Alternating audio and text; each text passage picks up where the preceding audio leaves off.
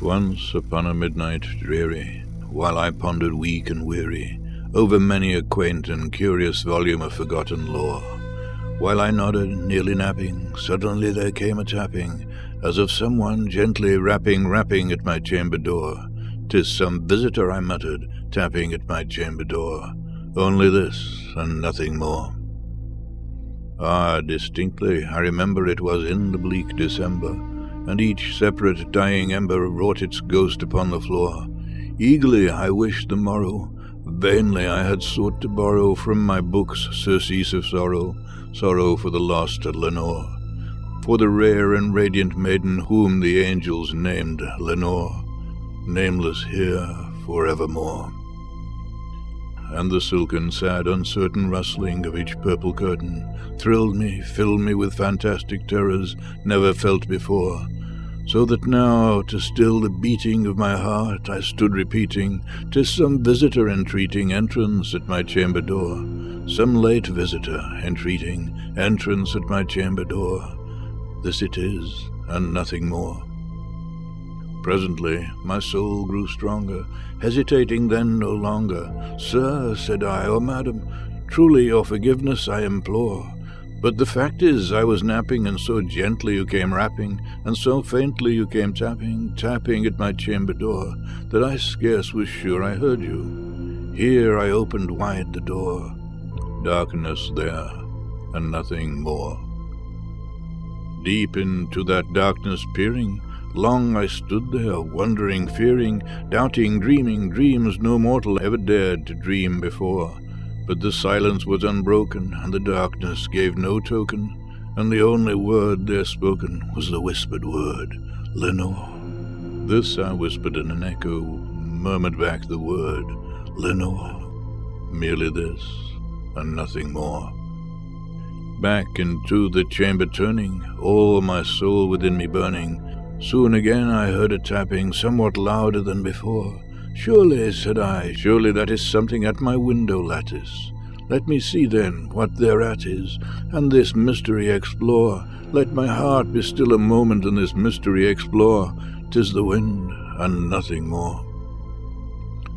Open here I flung the shutter, when with many a flirt and flutter, in there stepped a stately raven of the saintly days of yore.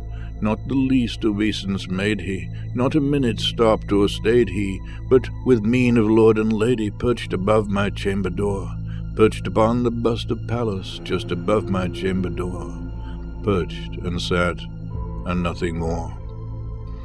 Then this ebony bird beguiling my sad fancy into smiling, by the grave and stern decorum of the countenance it wore. "Though thy crest be shorn and shaven thou," I said, "art sure no craven, ghastly, grim and ancient raven, wandering from the nightly shore. Tell me what thy lordly name is on the night's Plutonian shore." Quoth the raven, "Nevermore." Much I marvelled this ungainly fowl to hear discourse so plainly, though its answer little meaning, little relevancy bore.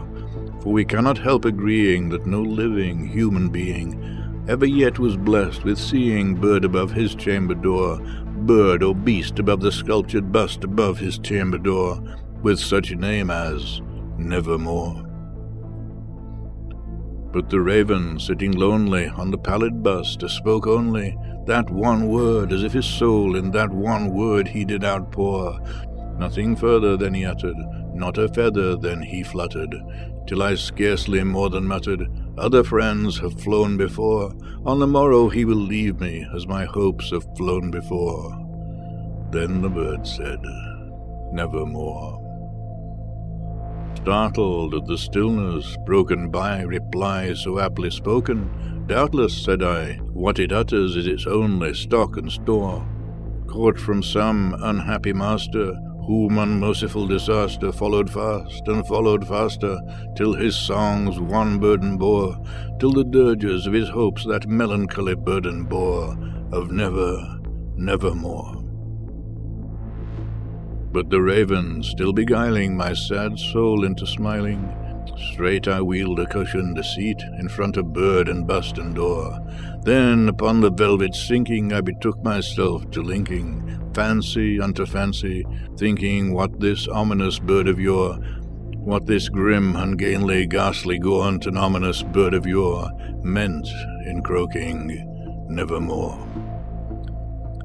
This I sat engaged in guessing, but no syllable expressing, to the fowl whose fiery eyes now burned into my bosom's core.